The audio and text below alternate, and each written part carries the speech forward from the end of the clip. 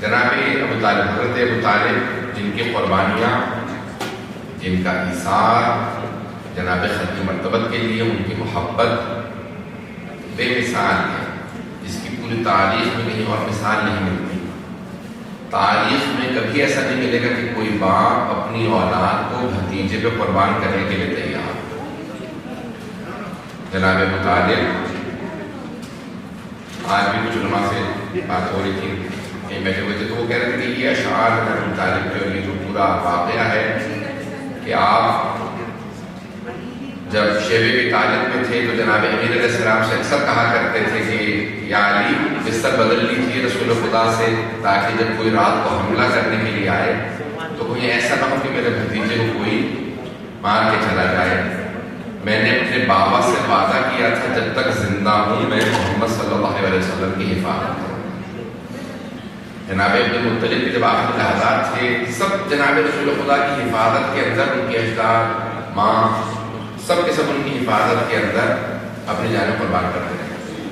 جناب آمنہ جب جا رہی تھی تو وصیت کر کے گئی جناب عبد المطلب کے لیے کہ آپ حفاظت کیجیے گا۔ جناب عبد المطلب جب جا رہے تھے دنیا سے تو فوراً کہا تھا میرے بیٹے ابو طالب کو بلا۔ دوسرے بیٹوں نے کہا ہم موجود ہیں، نہیں ابو طالب کو بلا۔ فوراً جیسے جناب ابو طالب آئے تو 8 برس کے تھے، پیغمبر اسلام ان کا ہاتھ جناب ابو طالب کے ہاتھ میں دیا اور کہا کہ اے ابو طالب اسے اپنا بیٹا ہی سمجھ کے پال۔ تو جناب ابو طالب نے کہا بابا میرا آپ سے وعدہ ہے، میں اسی طرح سے حفاظت کروں گا جیسے آپ حفاظت کیا کرتے تھے۔ میں کبھی بھی آپ کے اس پوتے کو، اپنے اس بھتیجے کو اپنی آنکھوں سے اوجھل نہیں ہونے دیا۔ تو پوری زندگی جناب ابو طالب نے حفاظت کی، جناب ختم مرتبت کی، تو بے انتہا محبت کرتے تھے۔ آئے ذرا میں چند باتیں پیش کرنا چاہتا ہوں۔ سب مسلمانوں نے یہ لکھا کہ جناب حمزہ کب اسلام قبول کیا۔ مسلمانوں سے مراد ہماری سنت کے جو ہمارے بھائی ہیں ان کا نظریہ پیش کر رہا ہوں۔ وہ کہتے ہیں کہ جب جناب ختم مرتبت کو ایک مرتبہ پتھر مارا مسجد نبوی کے اندر ابو جہل ابو لہب نے، تو ختم مرتبت آئے بے شان سے خون بہ رہا تھا۔ اتنے میں جناب ابو طالب، جناب حمزہ آئے اور آ کے سوال کیا کہ بھتیجے کیا بات ہے، کیا ہوا یہ آپ کی پیشانی پہ خون کیسا؟ تو کہا کہ یہ مجھے ابو جہل نے پتھر مارا تھا جس کی وجہ سے خون بہ رہا ہے۔ تو فوراً جناب حمزہ علیہ السلام جو ہے وہ واپس آئے اور اس کو تلاش کیا اور کمان شکار کرنے گئے ہوئے تھے، جو آپ کی کمان بازو پہ تھی، کمان اتاری اور اس کمان سے زور سے ابو جہل کو مارا اور اس کی ساری پسلیاں توڑ دی۔ واپس آئے کہ بھتیجے میں نے آپ کو بدلہ لے لیا، اس نے آپ کو پتھر مارا تھا، میں نے اس کی پسلیوں کو توڑ دیا۔ تو جناب ختم مرتبت نے فوراً کہا چچا جان اگر آپ مدد کرنا چاہتے ہیں تو پھر میرے دین کو قبول کر لیجیے، مجھے اس طرح کی مدد نہیں چاہیے کہ جہاں پہ آپ میرے دین کو نہ مانتے ہوں، اللہ کو نہ مانتے ہوں، مجھے رسول نہ مانتے ہوں، ایسی مدد نہیں چاہیے۔ تو سب مسلمانوں نے تاریخ میں لکھا کہ جناب حمزہ نے فوراً کہا کہ ٹھیک ہے میں آپ کے دین کو قبول کرتا ہوں۔ تو اب میں یہاں پہ فوراً سوال کروں گا کہ جناب حمزہ نے پلٹ کے یہ نہیں کہا کہ بھتیجے پہلی مرتبہ آج میں نے مدد کی ہے تو آپ نے میری مدد کو منع کر دیا، کہا کہ جب تک اگر آپ ایمان قبول نہ کریں، اسلام قبول نہ کریں، مجھے مدد نہیں چاہیے۔ وہ جو دوسرا چچا پوری زندگی آپ کی مدد کرتا رہا، اس سے کیوں نہیں کہتے کہ وہ بھی ایمان قبول کریں؟ اس کا مطلب ہے جناب حمزہ جانتے تھے کہ جناب ابو طالب پہلے ہی سے ایمان رکھتے ہیں، ختم مرتبت کی، ختم نبوت پہ اور ان کی رسالت پہ ایمان رکھتے ہیں۔ وہ جانتے تھے کہ وہ ایمان رکھتے ہیں، یہ نہیں کہا کہ میں نے پہلی مرتبہ مدد کی ہے، وہ جو بچپنے سے مدد کر رہا ہے اس سے کیوں نہیں کہتے؟ فضائل گرامی جناب ابو طالب کا رتبہ مقام کچھ اور ہے، ان کی عظمت کچھ اور ہے۔ آئے ذرا ایک آیت میں نے جس کا انتخاب کیا سورہ رحمان میں، سورہ رحمان کو قرآن کی دلہن کہا جاتا ہے۔ جنت کا پورا نظارہ اس سورہ میں کھینچا گیا ہے کہ کیسے محل ہوں گے، کیسی ندیاں بہ رہی ہوں گی، کیسا وہاں پہ پانی ہوگا اور کیا کچھ مومنین کے لیے جنت میں دیا جائے گا۔ تو وہاں پہ ایک آیت ہے حل جزاء الاحسان الا الاحسان، کہ کیا آیا احسان کا بدلہ احسان کے علاوہ اور کچھ ہو سکتا ہے، نیکی کا بدلہ نیکی کے علاوہ اور کچھ ہو سکتا ہے؟ قرآن کے سوالات سوال نہیں ہیں، لمحہ فکریہ ہیں، یہ سوچ کی دعوت ہے۔ اللہ جب قرآن میں سوال کرتا ہے تو یہ سوال نہیں کہ مجھے جواب چاہیے، بلکہ اللہ سوال کر کے سوچنے پہ مجبور کرتا ہے۔ ذرا سوچو تو صحیح، تھوڑی سی دیر غور تو کرو۔ تو یہ غور اور خوض کے لیے اللہ نے دعوت دی ہے۔ اب قرآن میں آیت بتائی ہل جزاء الاحسان الا الاحسان، کیا نیکی کا بدلہ نیکی کے علاوہ اور کچھ ہو سکتا ہے؟ یہ سوال نہیں ہے بلکہ لمحہ فکریہ ہے۔ آئندہ زندان گرامی اس کے بعد علی آیت ہے فبأي آلاء ربكما تكذبان، قرآن میں سب سے زیادہ آنے والی آیت، اے جنوں اے انسانوں اپنے رب کی کس کس چیز کو جھٹلاؤ گے۔ اس کے فوراً بعد ہے کہ آگے اگر آیات اگر آپ دیکھیں گے تو یہاں پہ آیات آئیں گی کہ مرج البحرین یلتقیان بینہما برزخ لا یبغیان، اللہ نے دو سمندروں کو بھیجا ہے جو ساتھ ساتھ چلتے ہیں، بینہما برزخ لا یبغیان، دونوں کے درمیان میں برزخ ہے، نہ اس بحر کی اس سمندر کی حقیقت ختم ہوتی ہے نہ اس سمندر کو اللہ ختم ہونے دیتا ہے۔ اور فبأي آلاء ربكما تكذبان يخرج منهما اللؤلؤ والمرجان، ان سے دو قیمتی پتھر نصیب ہوتے ہیں، لؤلؤ والمرجان، ایک سبز ہے دوسرا سرخ پتھر ہے۔ آئندہ ان آیات کی تفسیر کو امام جعفر صادق علیہ السلام سے پوچھتے ہیں۔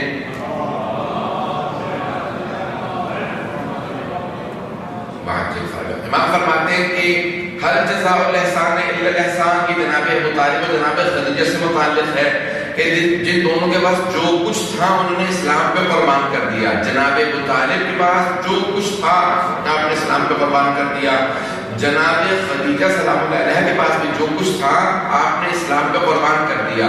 تو اللہ نے کہا خدیجہ جو کچھ آپ کے پاس تھا آپ نے اسلام پہ قربان کر دیا، اے ابو طالب آپ کے پاس جو کچھ تھا آپ نے اسلام پہ قربان کر دیا، ہل جزاء الاحسان الا الاحسان، جو آپ کے پاس تھا آپ نے دین پہ قربان کر دیا۔ اے ابو طالب آپ کی حیثیت محدود نہیں ہے، محدود ہے۔ اے خدیجہ آپ کی حیثیت محدود ہے، لا محدود نہیں، میری حیثیت لا محدود ہے۔ اب میرے لا محدود خزانے میں جو سب سے لازوال، جو سب سے قیمتی، جو سب سے انمول ہے وہ ہے علی و فاطمہ۔ اے ابو طالب میں نے اپنا علی آپ کو دیا، اے خدیجہ میں نے اپنی فاطمہ آپ کو دی۔ مرج البحرین یلتقیان بینہما برزخ لا یبغیان، اور کیا یخرج منہما اللؤلؤ والمرجان، دو قیمتی موتی حاصل ہوں گے، ایک سبز ہوگا دوسرا سرخ ہوگا، جو سبز ہے وہ حسن ہے، جو سرخ ہے وہ حسین ابن علی ہے۔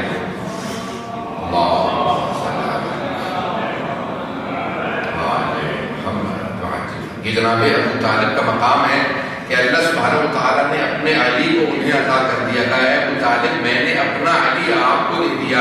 اب جب بھی کوئی نام لے کر کہے گا علی تو فوراً کہے گا علی ابن ابی طالب، علی ابن ابی طالب۔ تصور کیجئے کہ کیا مقام ہوگا جناب ابو طالب کا کہ جناب امیر علیہ السلام کو ہمیشہ ان سے منسوب کیا جاتا ہے، یہ عظمت ہے جناب ابو طالب کی۔ آئندہ ایک اور سورہ دوحہ سب کے ذہنوں میں ہوگا، الم یجدک یتیما فآویٰ، اے میرے حبیب کہ ہم نے آپ کو یتیم پا کے گود نہیں لے لیا۔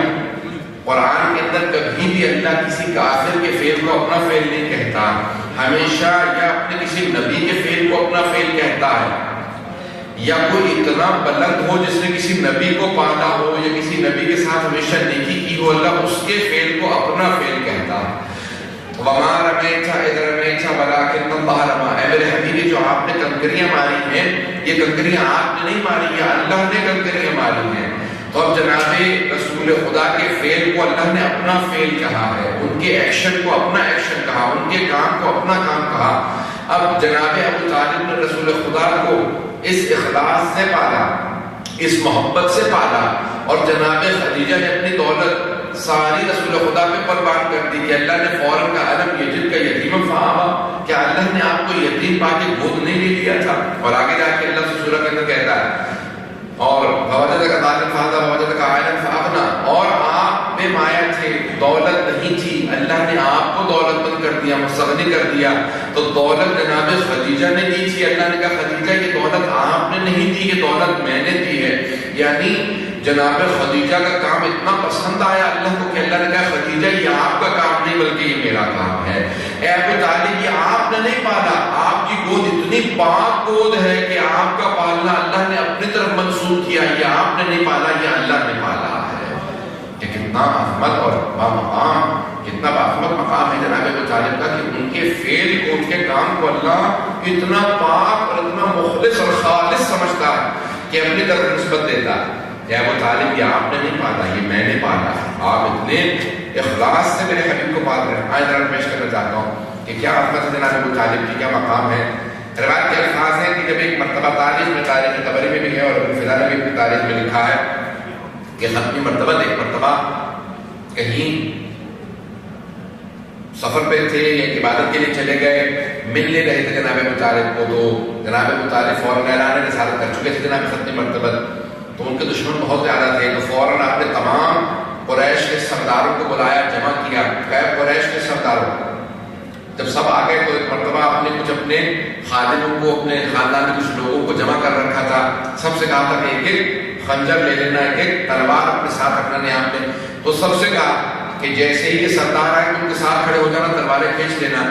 تو سارے قریش کے سردار جب جمع ہو گئے تو فوراً جناب ابو طالب نے اشارہ کیا، وہ سارے خادم تلواریں کھینچ کے کھڑے ہو گئے، کہا کہ دیکھ لو یہ سارے میرے خادم موجود ہیں اور تم سب کے سب اس وقت میری زد پہ ہو، اگر چاہو تو تم سب کو قتل کروا دوں، لیکن یاد رکھو میں تمہیں کل تک کی مہلت دے رہا ہوں، اگر میرا بھتیجا محمد نہ آیا تو تم سب کو میں قتل کروا سکتا ہوں۔ کہا یاد رکھو میں اپنے بھتیجے محمد کی خاطر کچھ بھی کر سکتا ہوں، میں اپنی جان قربان کر سکتا ہوں، خبردار کبھی بھی میرے بھتیجے محمد کو کبھی پوری نگاہ سے مت دیکھنا، تم میں سے کبھی کوئی ایسی جرات نہ کرے کہ انہیں قتل کرنا چاہے۔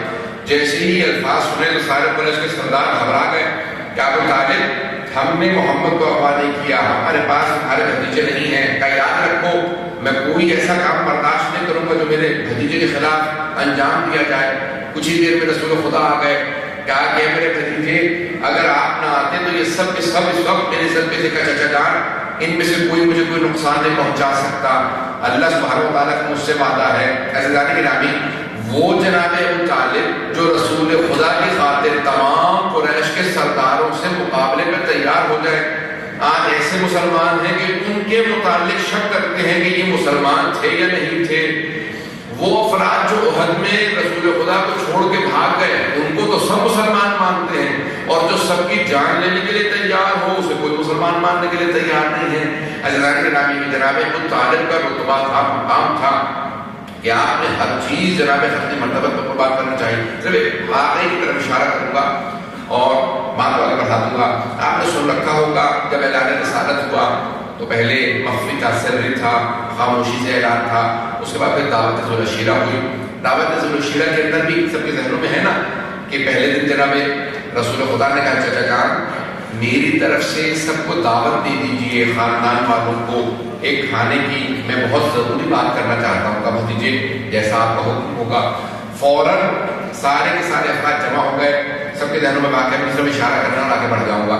تو جب سب جمع ہو گئے تو پہلا دن تھا، جیسے ہی رسول خدا کھڑے ہوئے نا کچھ کلام کرنے کے لیے، تو ابو لہب نے واقعہ میں مختصر کر کے پیش کر رہا ہوں، واقعہ بہت طولانی ہے، تو ابو لہب نے فوراً کہا کہ میرا بھتیجا جادوگر ہے، اس نے تھوڑے سے کھانے سے سب کو سیر کر دیا، چلو واپس چلے، بس یہ کہنا تھا۔ سارے اٹھے اور چلے گئے۔ جناب ختم مرتبہ کی آنکھوں میں آنسو آ گئے تو فوراً جناب ابو طالب جو عاشق رسالت سے آئے کا کیا بات ہے بھتیجے آپ کی آنکھوں میں آنسو؟ چچا جان میں کلام کرنا چاہتا تھا، ابو لہب نے بات نہیں کرنے دی، سب کو اٹھا کے لے گیا، کہا کہ کوئی بات نہیں ہم کل دوبارہ دعوت کر دیتے ہیں، کہا کہ اہتمام کیجیے۔ دوبارہ جناب ابو طالب نے اہتمام کیا اور دوسرے دن پھر وہی کچھ ہوا جو پہلے دن ہوا تھا۔ ابو لہب نے سب سے اشارہ کیا، کہا کہ نہیں اٹھو، میرا بیٹا کہ میرا بھتیجا جادوگر ہے، اور اس نے پھر دوبارہ تھوڑا سا کھانا بنایا، ہم سب نے جتنا کھا سکتے تھے اس سے زیادہ کھایا، پھر بھی کھانا بچ گیا۔ یہ برکت تھی رحمت للعالمین کے ہاتھ کی کہ جب وہ ہاتھ لگاتے تھے تو اس کے بعد اتنا یقین ہوتا تھا کہ کھانا ختم نہیں ہوگا۔ تیسرے دن دوبارہ یہی ہوا۔ اب جیسے ہی ابو لہب کھڑا ہوا تو فوراً جناب ابو طالب آگے بڑھے، اس کے گریبان میں ہاتھ ڈالا کر بیٹھ جا، جب تک میرا بھتیجا کلام مکمل نہ کر لے تب تک جانے کی اجازت نہیں ہے۔ عزیزان گرامی، یہاں پہ بڑے ہی غضب سے جناب ابو طالب نے دیکھا ابو لہب کو، اور فوراً جب رسول خدا کا رخ کیا تو بہت مسکرا کے بات کی۔ علم نفسیات کی روح سے، سائیکالوجی کی روح سے، اگر انسان غضب میں ہو تو خوشی نہیں ہوتی، اگر خوش ہو تو غضب نہیں ہوتا، مجھے توجہ ہے نہیں ہے۔ جب انسان ناراض ہو تو راضی نہیں ہوتا، راضی ہو تو ناراض نہیں ہوتا۔ یہاں پہ ناراض ہے لیکن جیسے ہی رسول خدا کی طرف رخ کرتے ہیں تو چہرہ کھل جاتا ہے۔ یہ جناب ابو طالب کے سب سے بڑے ایمان و ایثار کی علامت ہے کہ پیغمبر کو دیکھتے ہیں تو مسکرا کے دیکھتے ہیں۔ فوراً پلٹ کے دیکھا کہ قوم یا سیدی و مولائی ہے، میرے سید و سردار ہے، میرے آقا مولا، کھڑے ہو جائیے اور خطبہ دیجیے۔ پیغمبر نے خطبہ دیا، ایسا کہ ذرا خطبہ ہے، اشارہ کرنا ہے صرف، اور فوراً کہا کہ جو بھی اس امر میں میری مدد کرے گا فہو اخی و وصی و وزیری من بعدی. طبری نے ایک جگہ یہ لکھا ہے، دوسری جگہ نہیں لکھا. تاریخ میں اور الفاظ لکھے ہیں، تفسیر میں اور الفاظ لکھے ہیں. تو بہرحال کبھی کہا کہ میرا بھائی ہوگا، میرا وصی ہوگا، میرا وزیر ہوگا، دوسری جگہ کہا کہ نہیں میرا خلیفہ ہوگا. تو اب یہ الفاظ پیغمبر نے کہے اور ایک ہی اعلان میں 3 مرتبہ اعلان کیا، اور ایک ہی فرد نے تینوں مرتبہ کہا کہ میں آپ کی مدد کروں گا. پہلے بھی علی نے کہا، دوسری مرتبہ بھی اور تیسری مرتبہ بھی، اور یہ جملہ کہا کہ میں آپ کا ساتھ دوں گا، آپ کی مدد کروں گا.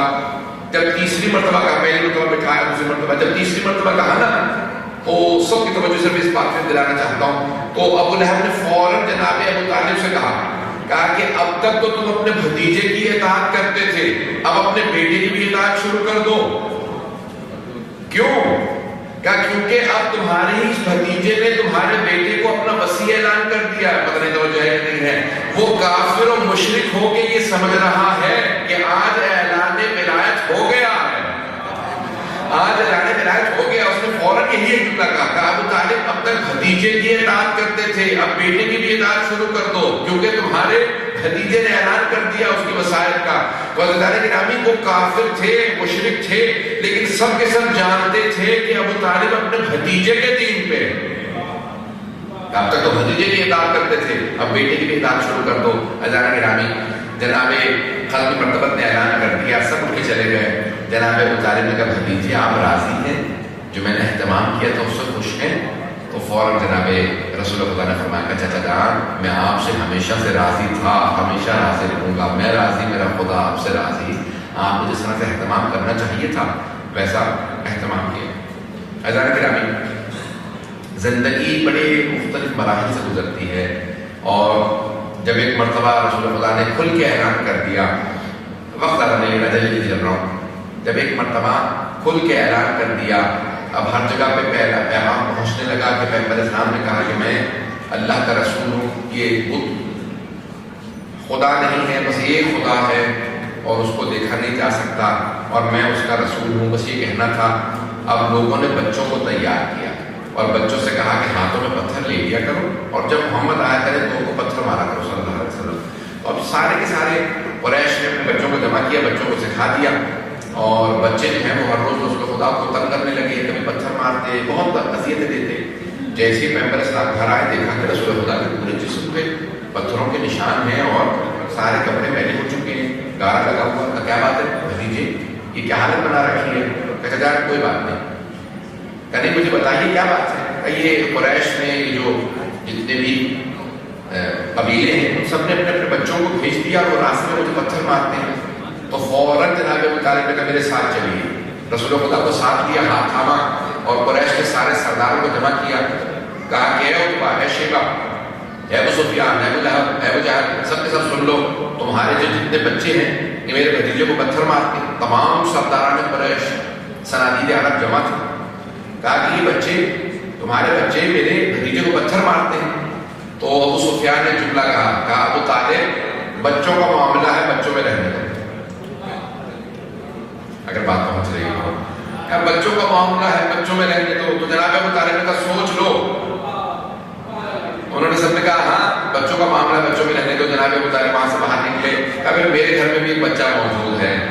فوراً گھر پہ آئے اور جناب ابی علیہ السلام سے کہا کہ اس وقت 10-12 برس کے تھے، کہ یا علی کل سے جب رسول خدا گھر سے باہر جائیں، محمد مصطفیٰ صلی اللہ علیہ وسلم گھر سے باہر جائیں تو آپ ساتھ ساتھ رہیے گا، اور خبردار کوئی پتھر میرے بھتیجے کو نہ لگے. تو فوراً جناب امیر نے ایک وعدہ کیا کہ بابا میرا آپ سے وعدہ ہے، کوئی بھی پتھر اگر چلے گا تو میرے سینے پہ لگے گا، میں پیغمبر تک پہنچنے نہیں دوں گا. اور وہ جو ہاتھ اٹھیں گے کہ بابا جان میرا آپ سے وعدہ ہے کہ میں وہ ہڈیاں توڑ دوں گا کہ جو ہاتھ رسول خدا کی طرف بڑھیں گے. بس یہ کہنا تھا. جناب ابو طالب کو جناب امیر علیہ السلام میں بہت یقین تھا، ساتھ نہیں گئے گا، بس ابھی ساتھ ساتھ چلنا. جیسے ہی جناب امیر علیہ السلام رسول خدا کے پیچھے چلے، وہاں سے پتھر چلے، جناب امیر فوراً دوڑ کے سامنے آئے. جو پتھر آتا تھا سینے پہ لیتے تھے اور آگے بڑھتے تھے. اگر کوئی ہاتھ اٹھتا تھا اس بچے کا ہاتھ توڑتے تھے، کسی کا سر توڑا، کسی کا ہاتھ، کسی کا پاؤں. جو جس طرح سے حملہ کرتا تھا اس کو فوراً توڑ کے ہوا میں پھینک دیتے تھے. اب تمام کے تمام بچے روتے ہوئے گھر پہنچے. ہر بچہ پٹا ہوا، مار کھایا ہوا، کسی کا سر ٹوٹا ٹوٹا ہوا، کسی کا ہاتھ ٹوٹا، کسی کے کہیں پہ چوٹ کہیں پہ چوٹ، سب کے سب بچے اپنے اپنے گھروں پہ گئے. سب ماں باپ نے ایک ہی سوال کیا، کیا بات ہے؟ تو سب بچوں نے ایک ہی جملہ کہا کہ ایک علی بن ابی طالب ہے، اس نے ہم سب کو مارا. کہا تم اتنے بچے ہو، وہ ایک بچہ تو مل کے اسے مارتے کیوں نہیں ہو؟ کہ آپ سارے مل کے بھی حملہ کرتے ہیں تو وہی ہمیں مارتا ہے. وہ عجیب بچہ ہے، ایک چھوٹا سا بچہ، لیکن اس طرح سے اٹھا کے پھینکتا ہے کہ ہم دیواروں میں جا کے لگتے ہیں.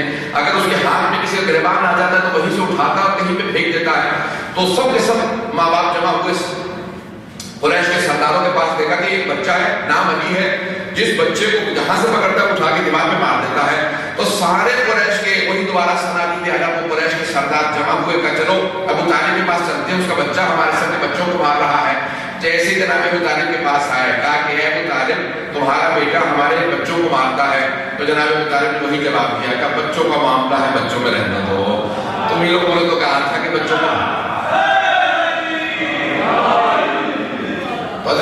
جناب ابو طالب جانتے تھے کہ اس طرح سے معاملات کو ڈیفیوز کرنا، کیسے معاملات کو حل کرنا. بس بھائی ایک مرتبہ جناب ابو طالب نے کہا کہ بھتیجے یہ سارے قریش کے سردار جمع ہوئے ہیں، ان سب نے مجھ سے کہا ہے کہ اگر آپ چاہیں تو جس خاندان میں کہیں گے وہاں کی شادی کرا دی جائے گی، جس قبیلے کا کہیں گے آپ کو سردار بنا دیا جائے گا، جس زمین کا کہیں گے وہ آپ کو باغ دے دیا جائے گا. آپ جو چاہیں وہ لوگ کہہ رہے ہیں، میں آپ کا پیغام آپ کے پاس لے کے آیا ہوں. جناب رسول خدا نے مسکرا کے جناب ابو طالب کو دیکھا، کہا چچا جان ان سے کہہ دیجئے کہ اگر یہ میرے ایک ہاتھ پہ سورج رکھ دے، دوسرے ہاتھ پہ چاند لا کے رکھ دے، تب بھی جو پیغام میں پہنچا رہا ہوں میں اس سے دستبردار نہیں ہوں گا، میں اپنا پیغام نہیں چھوڑوں گا. جناب ابو طالب فوراً اٹھے، کہا بس آپ کا کہنا میرے لیے ضروری تھا.